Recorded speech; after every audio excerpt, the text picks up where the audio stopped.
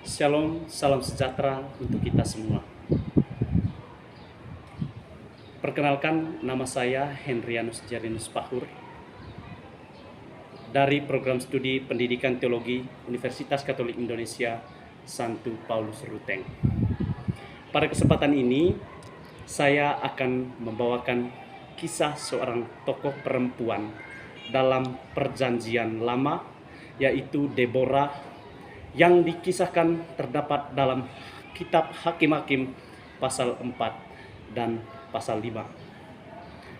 Kisah ini bermula ketika bangsa Israel kembali melakukan apa yang jahat di mata Tuhan. Akibatnya, Tuhan membiarkan mereka jatuh ke dalam penindasan di bawah kekuasaan Yabin, Raja Kanaan yang memiliki panglima perang kuat dan ditakuti, yaitu Sisera. Selama 20 tahun bangsa Israel hidup dalam ketakutan, tertindas, dan kehilangan harapan.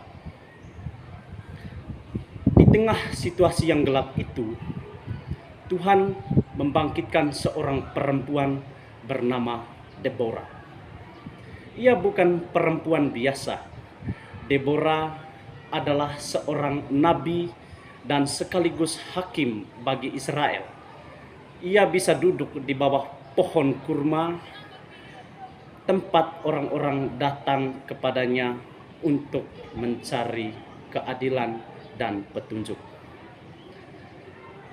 Deborah memimpin umat bukan hanya dengan kebijaksanaan, tetapi juga dengan kepekaan mendengarkan suara Tuhan. Suatu hari, Deborah memanggil seorang panglima Israel bernama Barak. Dengan penuh keyakinan, ia menyampaikan firman Tuhan bahwa Barak harus mengumpulkan pasukan dan maju berperang melawan Sisera. Namun Barak merasa takut dan ragu. Ia berkata bahwa ia hanya akan pergi jika Deborah ikut bersamanya. Mendengar hal itu, Deborah setuju untuk menyertai Barak, tetapi ia juga menegaskan bahwa kemenangan itu akan menjadi kemuliaan bagi Barak sebab Tuhan menyerahkan Sisera ke tangan seseorang perempuan. Peperangan pun terjadi dengan keberanian dan iman Deborah berdiri bersama bangsa Israel di medan pertempuran. Pada saat itu, Tuhan sendiri turun tangan. Pasukan Sisera menjadi kacau, kehilangan kekuatan, dan akhirnya dikalahkan Sisera.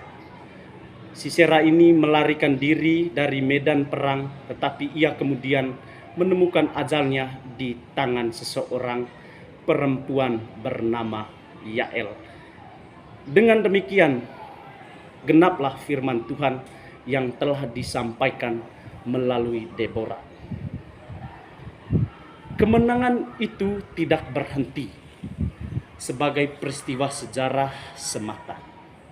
Dalam kitab Hakim-Hakim pasal 5, Deborah bersama Barak menaikkan sebuah nyanyian pujian pada Tuhan. Nyanyian itu menjadi ungkapan syukur atas pertolongan Tuhan, sekaligus pengakuan bahwa kemenangan sejati berasal dari Tuhan. Bahkan dari kekuatan manusia. Dari kisah ini kita dapat melihat keunggulan Deborah sebagai seorang tokoh perempuan yang luar biasa. Ia adalah pemimpin yang dipilih Tuhan bukan berdasarkan kekuatan fisik, tetapi karena iman dan ketaatannya. Ia memiliki kepekaan yang tajam, mampu mendengar dan menyampaikan kehendak Tuhan dengan berani. Dalam situasi penuh tekanan, Deborah tidak mundur, tetapi justru sebagai pemimpin yang tegas dan berani. Selain itu, ia juga mampu menginspirasi orang lain seperti Barak dan bangsa Israel. Bangsa Israel pun bangkit dari ketakutan menuju keberanian. Kisah Deborah memiliki makna yang sangat penting bagi kehidupan gereja dan masyarakat pada masa ini, khususnya bagi perempuan-perempuan pada era-era sekarang. Perempuan memiliki peran yang sangat penting dalam karya Tuhan. Deborah membuktikan bahwa kepemimpinan bukan ditentukan oleh jenis kelamin, tetapi oleh panggilan dan kesetiaan kepada Tuhan. Terima kasih. Salam dari saya.